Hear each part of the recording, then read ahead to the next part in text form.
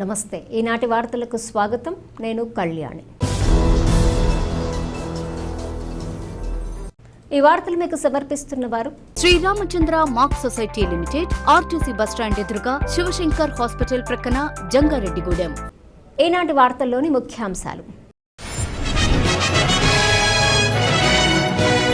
CSR నిధుల వివరాలపై పార్లమెంట్లో ప్రశ్నించిన ఏలూరు ఎంపీ పుట్టా మహేష్ కుమార్. లిఖితపూర్వకంగా సమాధానమిచ్చిన కేంద్ర మంత్రి నిర్మలా సీతారామన్.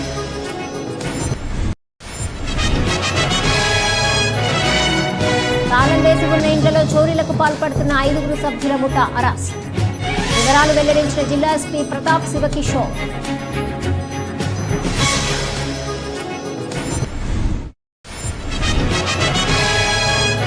గ్రాడ్యుయేట్స్ ఎమ్మెల్సీ ఎన్నికల్లో పేరాబత్తుల రాజశేఖరం విజయానికి కృషి చేయాలి. కూటమి శ్రేణులకు చింతలపూడి ఎమ్మెల్యే సొంగ రోషన్ కుమార్ పిలుపు.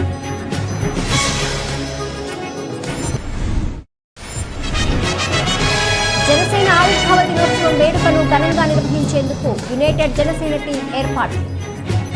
పోలవరం ఎమ్మెల్యే చిర్రి బాలరాజు వెల్లడి.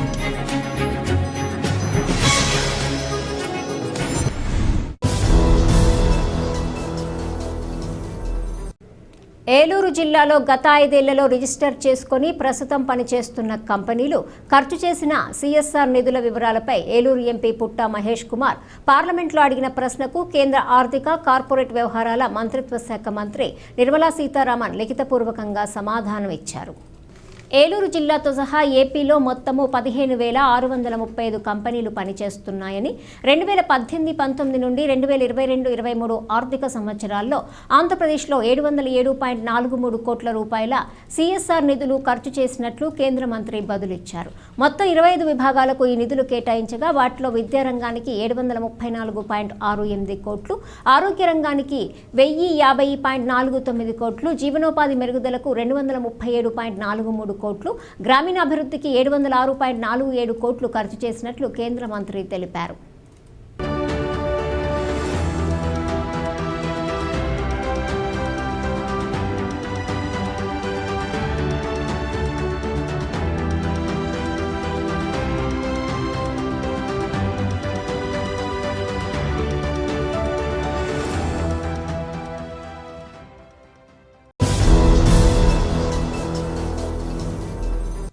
పగటి వేళల్లో రెక్కీ నిర్వహించి తాళం వేసిన ఇళ్లను గుర్తించి రాత్రి సమయాల్లో ఆ ఇళ్లలో చోరీలకు పాల్పడుతున్న 2 అంతర్రాష్ట్ర చోర్లను, వారికి సహకరిస్తున్న మరో 3 వ్యక్తులను పోలీసులు అరెస్ట్ చేశారు. వారి వద్ద నుంచి 251 గ్రాముల బంగారు నగలు, 13 కిలోల వెండి స్వాధీనం చేసుకున్నారు. ఏలూరులోని జిల్లా కేంద్ర పోలీస్ కార్యాలయం వద్ద ఏర్పాటు చేసిన మీడియా సమావేశంలో ఈ కేసు వివరాలను ఎస్పీ ప్రతాప్ శివకిషోర్ వెల్లడించారు. ఏలూరు పరిసర ప్రాంతాలలో చోరీలకు పాల్పడిన వెంపల చంటి, కోసూరి శ్రీనివాసరావులను అరెస్ట్ చేశామన్నారు. వీరిపై గతంలో ఉభయ తెలుగు రాష్ట్రాలలో పలు కేసులు ఉన్నాయన్నారు. వీరిద్దరూ తాళం వేసి ఉన్న ఇళ్లను టార్గెట్గా చేసుకుని దొంగతనాలకు పాల్పడుతున్నారన్నారు. వీరికి ప్రకాష్, అమ్మిరాజు, సాల్మన్ రాజులు సహకరిస్తున్నారని తమ విచారణలో తేలిందన్నారు. దీంతో ఈ 3 కూడా అరెస్ట్ చేసినట్లు తెలిపారు. వీరి వద్ద నుంచి 23 లక్షల రూపాయల విలువగల బంగారము, వెండి ఆభరణాలను స్వాధీనం చేసుకున్నట్లు ఎస్పీ వెల్లడించారు. ఈ సమావేశంలో ఏలూరు డీఎస్పీ శ్రావణ్ కుమార్ తో పాటుగా పోలీసు అధికారులు, సిబ్బంది పాల్గొన్నారు. మన Eluru 3 town CI, Eluru Kaikaluru town CI గారు, తర్వాత ఎస్ఐ అందరూ టీం వర్క్ చేసి ఒక నోటోరియస్ దొంగల గ్యాంగ్ పట్టుకోవడం జరిగింది. దీంట్లో మెయిన్ పర్సన్ వీడు వెంపటి చంటి అండ్ కోసూరి శ్రీనివాసరావు. వీళ్ళ వెంపటి చంటి అనేవాడి మీద ఆల్రెడీ 105 కేసులు ఉన్నాయి. ఆల్మోస్ట్ ఆంధ్రాలో ఒక 6 కేసులు తెలంగాణలో ఉన్నాయి. వీళ్ళ వల్ల ఇప్పుడు ఆల్మోస్ట్ మనకు 7 దొంగతనాలు గుర్తించడం జరిగింది మన జిల్లాలో. తర్వాత గుంటూరులో కూడా కొన్ని దొంగతనాలు వీళ్ళు బయటపడడం జరిగింది. ఈ కోసూరి శ్రీనివాసరావు అనేవాడు, వాడి మీద 58, హైదరాబాద్లో తర్వాత ఒక 58 ఏళ్ళు వయసు వాడిది. వాడి మీద కూడా ఒక 20 కేసులు ఉన్నాయి ఆంధ్ర తెలంగాణలో కలిపి. వీళ్ళందరూ ఈ సాకా మార్రాజు, పోతుల అమ్మిరాజు, గోగులగొండ సాల్మన్ రాజు, వీళ్ళ 3 సహాయ సహకారాలతోటి దొంగతనం చేయడం ప్లాన్గా ఎక్కడ దొంగతనం చేయాలో చూడడము, అక్కడి నుంచి దొంగలించిన వస్తువుని ఈ ముగ్గురు ద్వారా షాపుల దగ్గర పంపించడము, దాని నుంచి మార్పిడి చేయడము, ఇట్లా చేసి రకరకాల దొంగతనాలు కంటిన్యూస్గా చేస్తున్నారు. వీళ్ళు బాగా ఎక్స్పీరియన్స్ దొంగలు కాబట్టి చాలా జాగ్రత్తలు కూడా తీసుకున్నారు పట్టుబడకుండా. అయినా కూడా మన క్రైమ్ టీమ్ చాలా చక్కగా వర్క్ చేసుకొని చిన్న చిన్న క్లూస్ కూడా పట్టుకొని రకరకాల టెక్నాలజీస్ అన్నీ వాడుకొని ఫైనల్గా ఇతన్ని గుర్తించి అరెస్ట్ చేయడం జరిగింది. దీంతో మనకి ఈ 7 కొత్త దొంగతనాల నుంచి కూడా ఆల్మోస్ట్ ఒక 251 గ్రామ్స్ బంగారు ఆభరణాలు, ఒక 13 కిలోస్ సిల్వర్, ఇవన్నీ కూడా రికవర్ చేయడం జరిగింది. ఉమ్మడి తూర్పు పశ్చిమ గోదావరి జిల్లాల గ్రాడ్యుయేట్స్ ఎమ్మెల్సీ ఎన్నికల్లో కూటమి అభ్యర్థి పేరాబత్తుల రాజశేఖరం విజయానికి కూటమి శ్రేణులు కృషి చేయాలని చింతలపూడి ఎమ్మెల్యే సొంగ రోషన్ కుమార్ పిలుపునిచ్చారు. చింతలపూడిలోని క్యాంప్ కార్యాలయంలో కూటమి శ్రేణులతో ఎమ్మెల్యే సమావేశం. ఈ సందర్భంగా ఎమ్మెల్యే మాట్లాడుతూ తమ పార్టీ అధిష్టానం ఆదేశాల మేరకు పేరాబత్తుల రాజశేఖరం నామినేషన్ ప్రక్రియను విజయవంతం చేశామన్నారు. దీనికి సహకరించిన కూటమి శ్రేణులకు కృతజ్ఞతలు తెలిపారు. ఇదే మాదిరిగా రాబోయే ఎన్నికల్లో రాజశేఖరంను భారీ మెజార్టీతో గెలిపించేందుకు కూటమి శ్రేణులు కృషి చేయాలని కోరారు. ఈ సమావేశంలో నియోజకవర్గ ఇన్ఛార్జి దున్ను దొరతో పాటుగా టీడీపీ, జనసేన, బీజేపీ నాయకులు పాల్గొన్నారు. గ్రాడ్యుయేట్ ఎమ్మెల్సీ ఈస్ట్ వెస్ట్ సంబంధించి పేరాబత్తుల రాజశేఖర్ గారి నామినేషన్ ఏలూరులో జరగడం జరిగింది. దీనికి సంబంధించి చింతలపూడి నియోజకవర్గం నుంచి అతి తక్కువ సమయంలో 4 మండలాల నుండి తెలుగుదేశం, జనసేన, బీజేపీ పార్టీ నాయకులు, కార్యకర్తలు మరి పెద్ద సంఖ్యలో కార్లలో అలాగే బైక్స్లో వచ్చి మరి పేరాబత్తుల రాజశేఖర్ గారి యొక్క నామినేషన్ని బలోపేతం చేస్తూ చేసిన ర్యాలీ సక్సెస్ అయినందుకు ప్రతి ఒక్క మరి జెండా పట్టుకున్న తెలుగుదేశం, జనసేన, బీజేపీ పార్టీ నాయకులకి, కార్యకర్తలకి, అలాగే మరి ఇక్కడికి వచ్చినటువంటి దొన్ను దొర గారు అబ్జర్వర్గా వేశారు. మరి వారి యొక్క సూచన మేరకు కూడా అందరూ కలిసికట్టుగా పనిచేసి మరి నామినేషన్ ర్యాలీ సక్సెస్ చేశాము.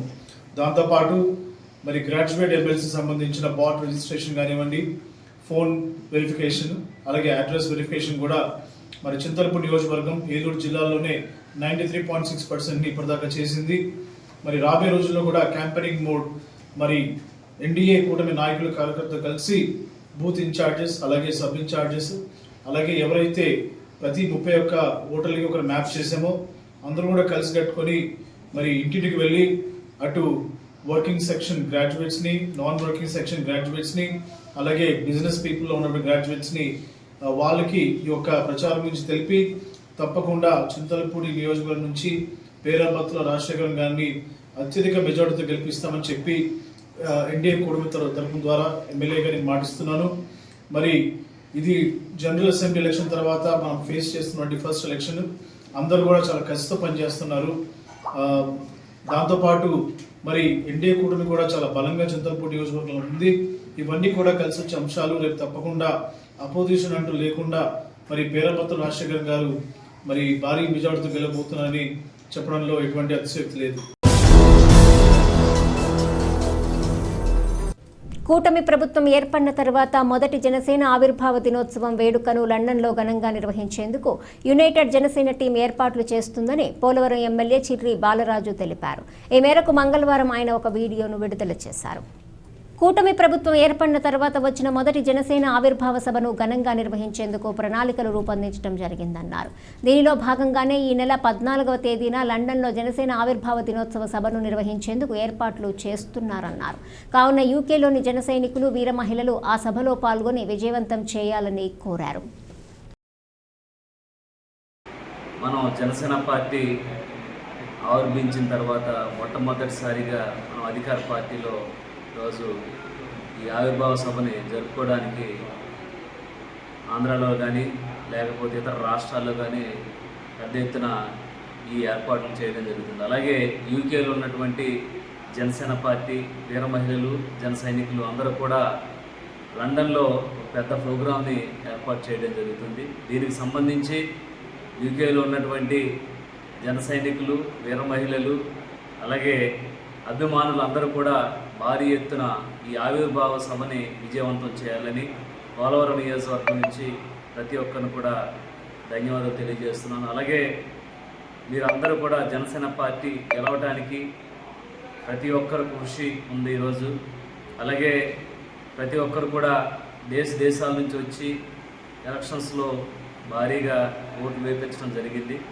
ప్రతి ఒక్కరు కూడా మరొకసారి కృతజ్ఞతలు తెలియజేస్తూ ప్రతి ఒక్కరు కూడా ఈ ఆవిర్భావ సభని విజయవంతం చేయాలని ప్రతి ఒక్కరు కూడా కోరుకుంటున్నారు. జంగారెడ్డిగూడెం మండలం గురువాయిగూడెం గ్రామంలోని శ్రీ మధ్య ఆంజనేయ స్వామి ఆలయంలో జరిగే ప్రత్యేక పూజా కార్యక్రమాలలో భక్తులు పాల్గొని స్వామివారిని దర్శించుకోవాలని ఆలయ ప్రతినిధులు కోరారు. మంగళవారం స్వామివారికి ప్రీతికరమైన రోజు కావడంతో ఆలయం వద్దకు భక్తులు పోటెత్తారు. తెల్లవారుజాము నుంచే స్వామివారికి ప్రత్యేక పూజలు జరిపారు. భక్తులు ఆలయం చుట్టూ ప్రదక్షిణలు చేసి మొక్కుబళ్లు చెల్లించుకొని స్వామివారిని దర్శించుకొని తీర్థ ప్రసాదాలు స్వీకరించారు. ఈ సందర్భంగా ఆలయ అర్చకులు మాట్లాడుతూ మధ్య ఆంజనేయ స్వామి ఆలయంలో ప్రతి శనివారం స్వామివారికి పంచామృతాలతో అభిషేకం జరుపుతున్నామన్నారు. అదేవిధంగా స్వామివారి జన్మ నక్షత్రమైన పూర్వభద్ర నక్షత్రం పురస్కరించుకుని సువర్చల హనుమత్ కళ్యాణం జరుపుతున్నామన్నారు. కావున ఈ పూజలలో భక్తులు పాల్గొని స్వామివారిని దర్శించుకోవాలని కోరారు. ఈ కార్యక్రమంలో ఆలయ కార్యనిర్వహణ అధికారిని ఆర్వి చందన, సూపరింటెండెంట్లు జవ్వాది కృష్ణ, కురగంటి రంగారావు తదితరులు పాల్గొన్నారు. జై హనుమాన్.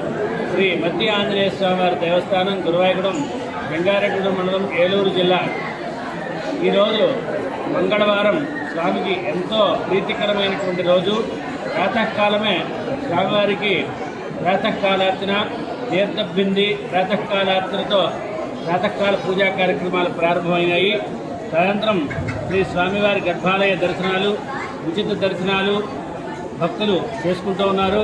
అదే రకంగా ఈ యొక్క మధ్య ఆంజనేయ స్వామి వారి క్షేత్రంలో ప్రతి మంగళవారం కానీ ప్రతి శనివారం కానీ ప్రత్యక్షంగా వచ్చి స్వామివారి ఈ 27 ప్రదక్షిణాలు చేసుకున్నతో వారి యొక్క మనోభీష్టములు నెరవేరుదని చెప్పి ఈ ప్రాంతీయుల ఆచారము, అదే రకంగా నమ్మకం.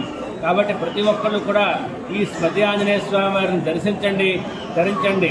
భక్తులందరికీ కూడా ఏ రకమైనటువంటి ఇబ్బంది ఏర్పడకుండా సహాయ కమిషనర్ అయినటువంటి చందన గారి ఆధ్వర్యంలో సిబ్బంది కృషితో కార్యక్రమం అత్యంత అద్భుతంగా జరుగుతున్నాయి. ఇప్పుడు ఒక చిన్న విరామం తీసుకుందాం, చూస్తూనే ఉండండి.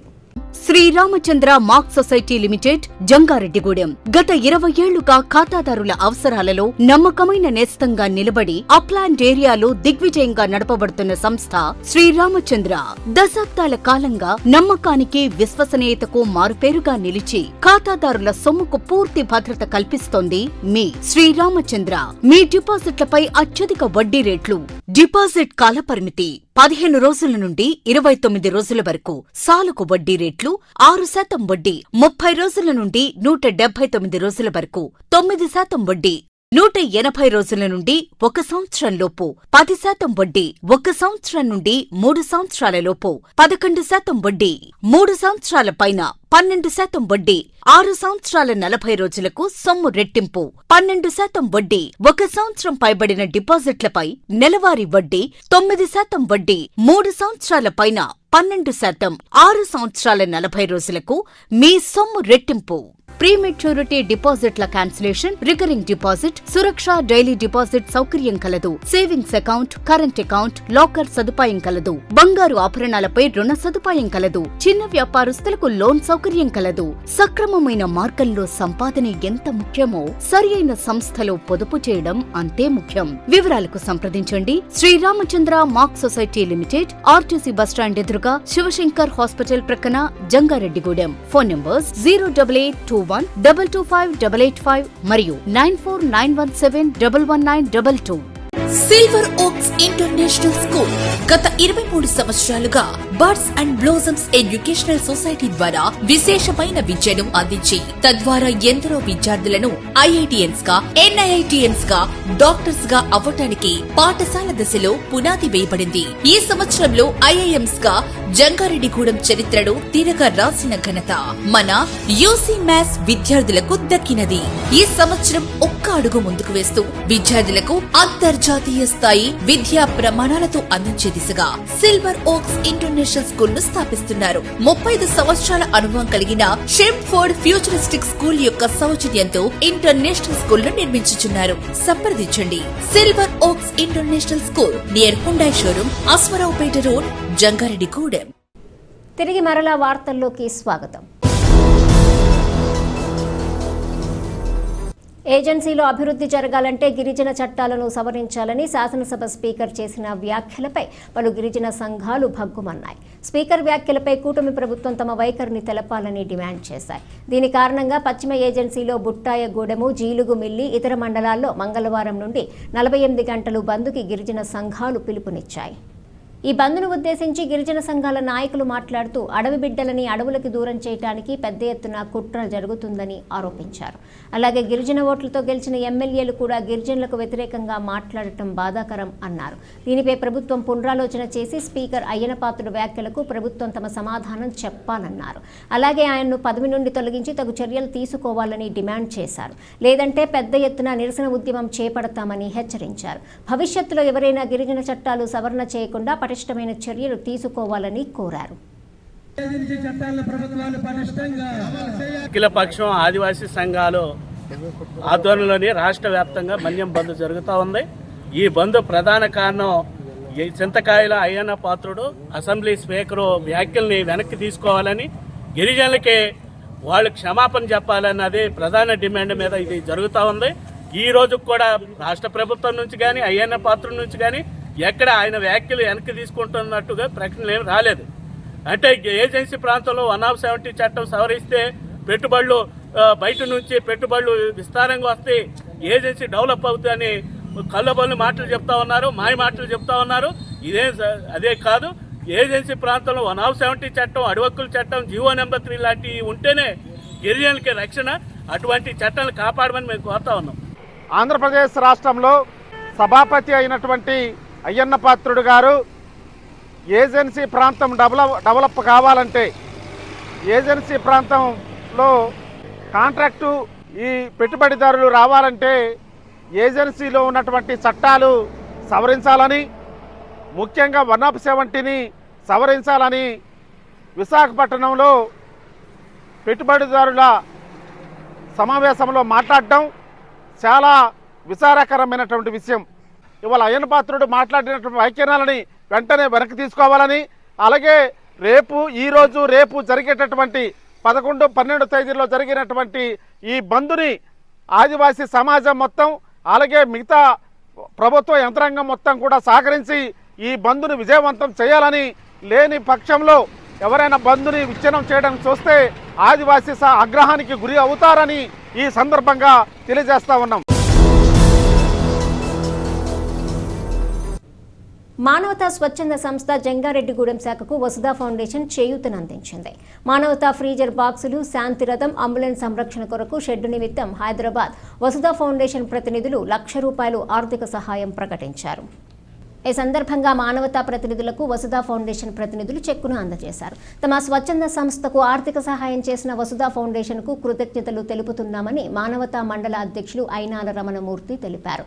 ఈ కార్యక్రమంలో వసుధ ఫౌండేషన్ ప్రతినిధులు చోడే ఫణిచంద్రశేఖర్, కొండపల్లి పండు, కొండపాటి రామకృష్ణ, ఇమ్మంది మాధవరావు, పల్లి వెంకట్రెడ్డి, మానవతా సెక్రటరీ గద్దె సత్యనారాయణ తదితరులు పాల్గొన్నారు.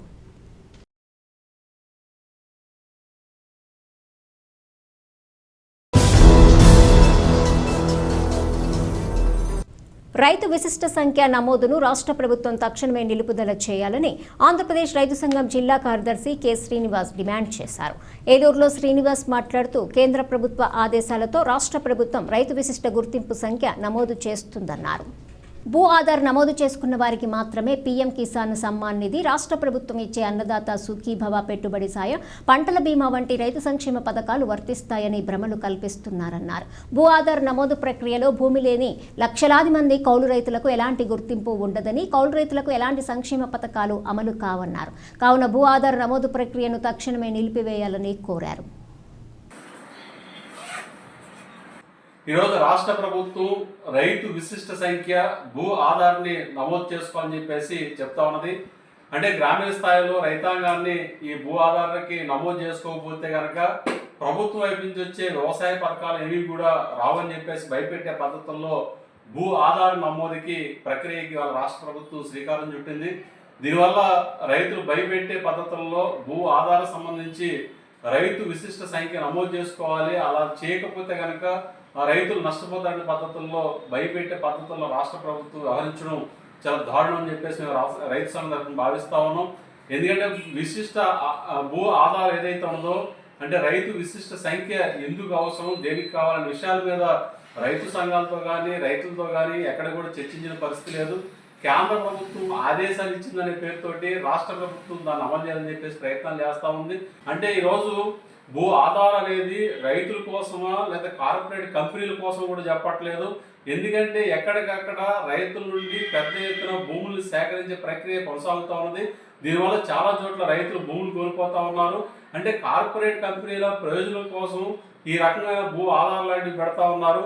అంటే ఈ భూ ఆధార్ పరిధిలోకి కౌలు రైతులు వచ్చే పరిస్థితి ఉండదు. అంటే కౌలు రైతులకి ఈ భూ ఆధార్ ఎక్కడ కూడా వర్తించే పరిస్థితి కూడా ఉండదు. కాబట్టి ఇప్పటికే కౌలు రైతులకి ఎటువంటి పథకాలు అందట్లేదు. మరి భూ ఆధార్ ఇచ్చిన తర్వాత మరి కౌలు రైతులకు ఏ రకంగా పథకాలు అమలు చేస్తారు? అంటే భూ ఆధార్ లేని కౌలు రైతులకు ఏ రకమైన పథకాలు రావని చెప్పేసి పద్ధతుల్లో రాష్ట్ర ప్రభుత్వం ముందే చెప్తా ఉంది. అంటే భూ ఆధార్ అనేది ఈ రాష్ట్రంలో ఉన్న ఈ జిల్లాలో ఉన్న లక్షలాది మంది కౌలు రైతుల కుటుంబాలకి తీవ్ర నష్టం కలిగించే పద్ధతుల్లో భూ ఆధార్ నమోదు ప్రక్రియ ఉన్నది. అంతేకాకుండా భూ ఆధార్ పేరుతోటి రేపు పొద్దున రైతాంగాన్ని కూడా ఇబ్బంది పెట్టే పరిస్థితి కనపడుతుంది.